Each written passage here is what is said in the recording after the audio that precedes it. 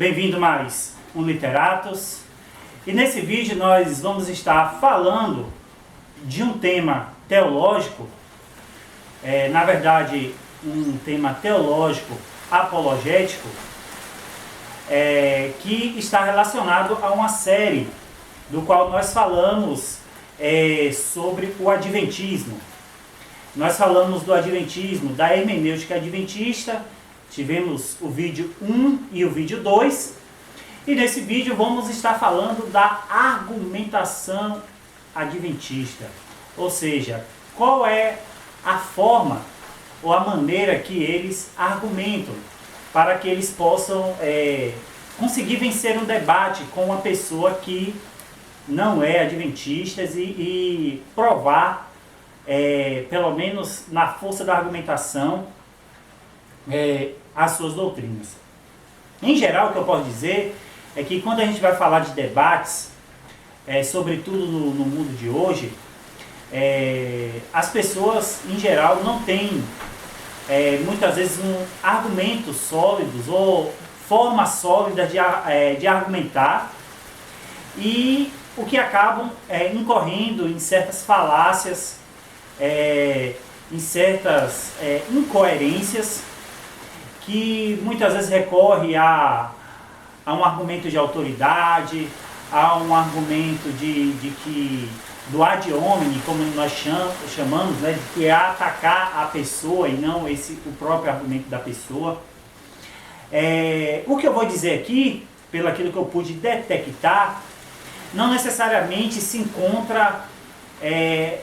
encaixa nesses tipos de falácias do qual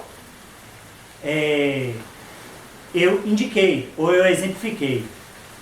Às vezes a argumentação adventista, ela está mais na forma retórica do que no aspecto formal da argumentação. Claro que toda argumentação, de alguma forma, se ela está incoerente, ela falha de alguma maneira no seu aspecto formal, mas ela está muito mais relacionada ao seu apelo retórico, né? E a retórica tem um objetivo de afetar as emoções do ouvinte. Então vamos elencar aqui pelo menos 5 formas ou 5 maneiras do qual o adventista usa para conseguir vencer um debate.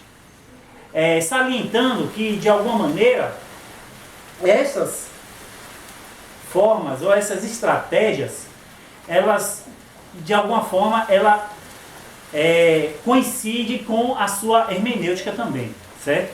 Mas a hermenêutica é uma parte, é um aspecto, e a argumentação e o discurso é outro, certo?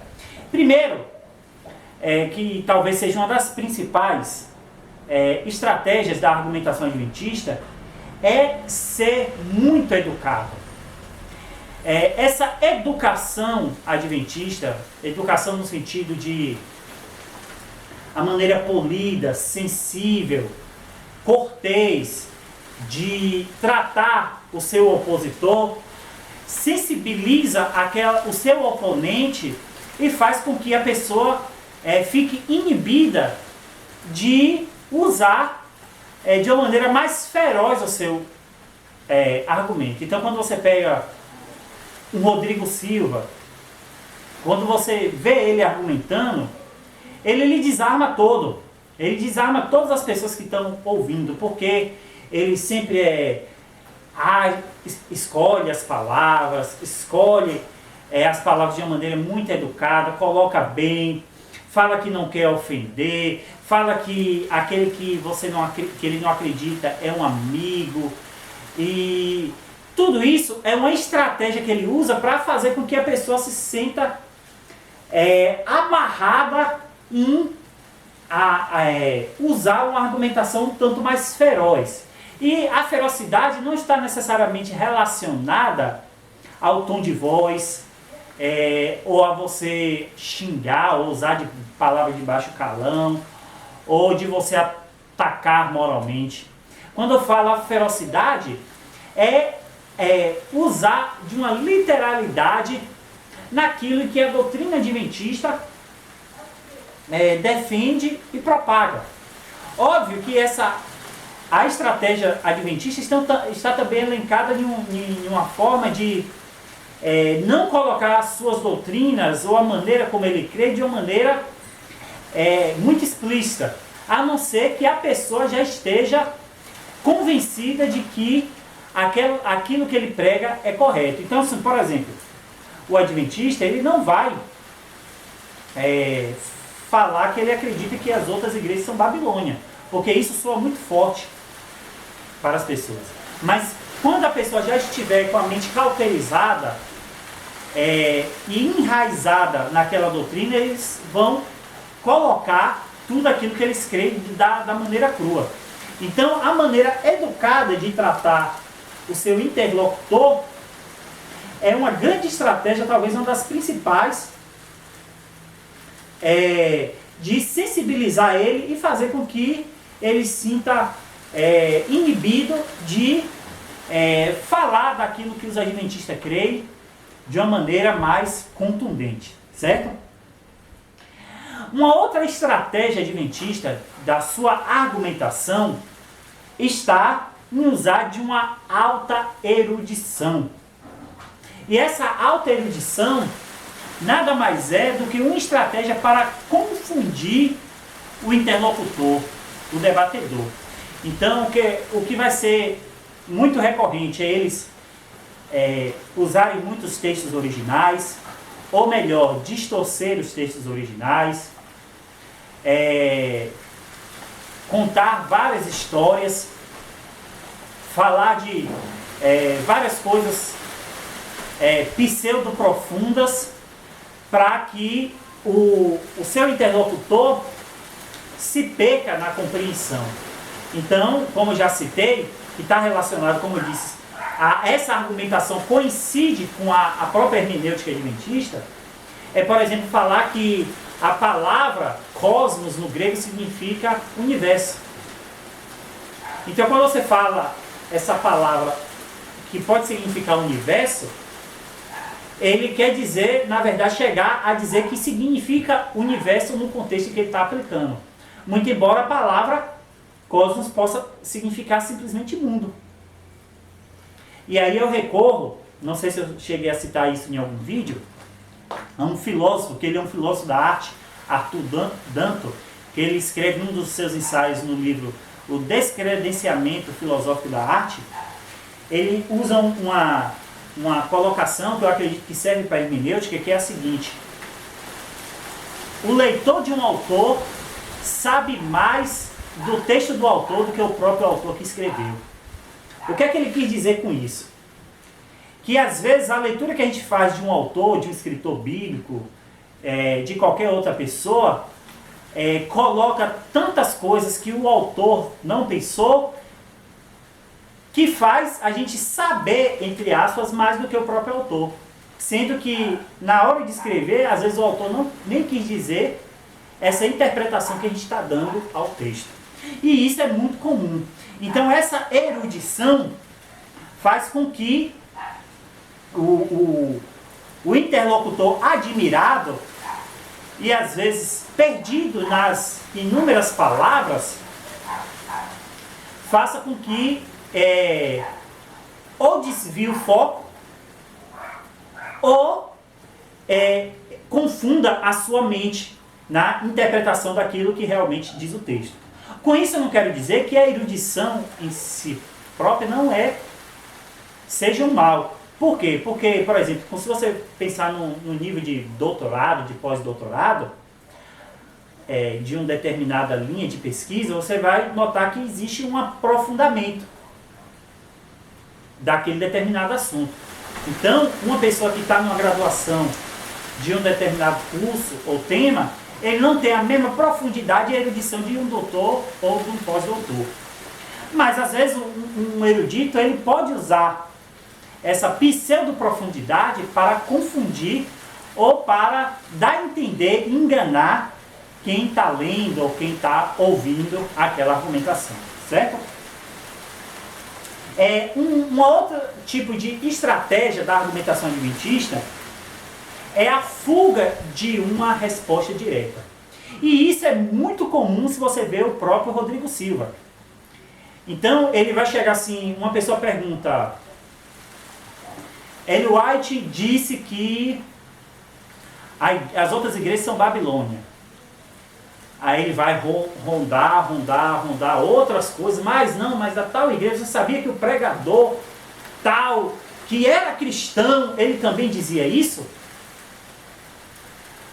Aí ele quer dizer o quê? Quer dizer que o outro que às vezes prega certas doutrinas ortodoxas até errado num ponto, significa que ele se compara a Ellen White, ou que aqueles que às vezes se inspiram em determinados pregadores ou pessoas que foram ícones do protestantismo ortodoxo, significa que a gente concorda com tudo que ele falou. Ou que a gente pense que ele é a voz última para dizer aquilo que é a Bíblia, o que a Bíblia está dizendo. Então, assim, a argumentação adventista, ela explora muito a fuga da resposta direta. Então, você pergunta uma coisa, ele vai rodar, vai contar uma história, não sei aonde que aconteceu, não sei em que lugar, em que época. Às vezes ele vai falar bem assim, olha, mas fulano de tal disse isso aqui também. Mas na época acreditava, teve pregadores. Então, assim, em vez de ele falar sim, não. Porque assim, mesmo que você não dê uma resposta direta, você tem que explicar o que está por trás daquela pergunta. Da resposta que você está dando. Então, assim, se fala assim, Ellen White chamou as outras igrejas de Babilônia, você pode dizer, olha, o contexto não era esse, talvez ela, ela tenha exagerado, o que talvez também não possa ser uma resposta satisfatória, mas contar historietas para confundir, aí quando você vai ouvir a resposta, você já perdeu até o foco daquilo que você realmente perguntou. Um outro tipo de argumentação adventista, de estratégia de argumentação, é acusar a Bíblia de erros para justificar os da seita adventista. Então, assim, a Bíblia tem certos erros, supostamente. Seja eles científicos, seja da autoria dos autores. Logo, Ellen White também pode falhar. Então, assim, se eles partem do princípio, por exemplo, que Ellen White errou em certas profecias ou certos conceitos científicos, isso já evidenciava que ela era uma falsa profetisa. Mas existe outra questão.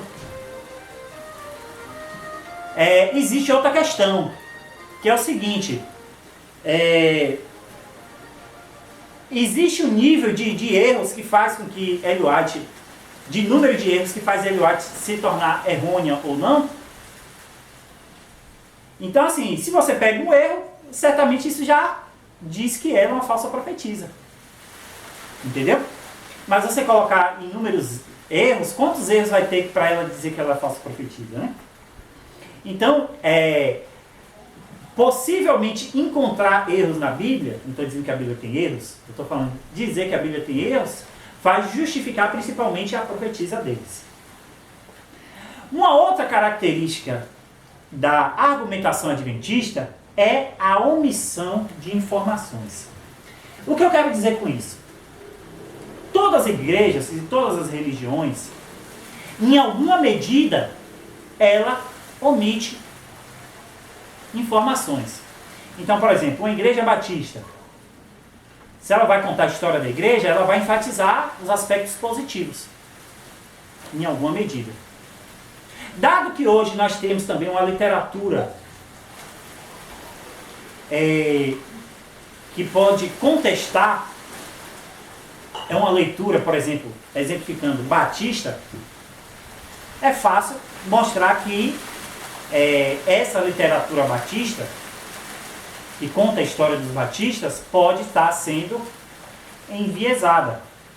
Mas até se você for olhar do campo da história geral, existem tipos de leitura, a leitura marxista, a leitura positivista, e aí vai ter o debate nas correntes históricas, na teoria da história.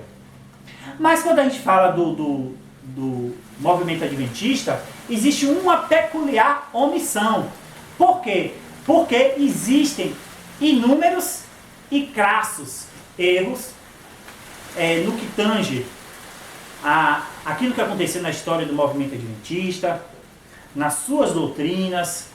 Então, sabe você colocar poeira debaixo do tapete e chegar a ficar um grande volume? Hoje que nós temos traduções, pessoas debatendo, informações, a própria internet facilita, de certa maneira se torna impossível você não esconder os problemas históricos, teológicos da seita adventista. Mas ainda assim, eles encontram formas de omitir as informações daquilo que eles têm de incoerente. Então, pessoal, nós temos aqui, eles são muito educados, eles usam a alta erudição para confundir as pessoas, eles usam a fuga de uma resposta direta, eles acusam a Bíblia de supostos erros para justificar os erros da profetisa, e eles omitem informações. Então, pessoal, até o momento, pelos meus estudos, eu pude detectar esses erros. Possivelmente, podemos ter outros vídeos detectando outras falácias argumentativas. E espero que isso tenha sido, pelo menos no primeiro momento, suficiente para vocês entenderem, identificar e saber argumentar com os adventistas. Então, pessoal, espero que tenham gostado. Nós, como disse, nós estamos no Pix, temos nosso Pix para doações. Chegamos a 600 inscritos no canal. Estamos no Kawai, com mais de 1.600 seguidores. E espero que tenham gostado e até a próxima.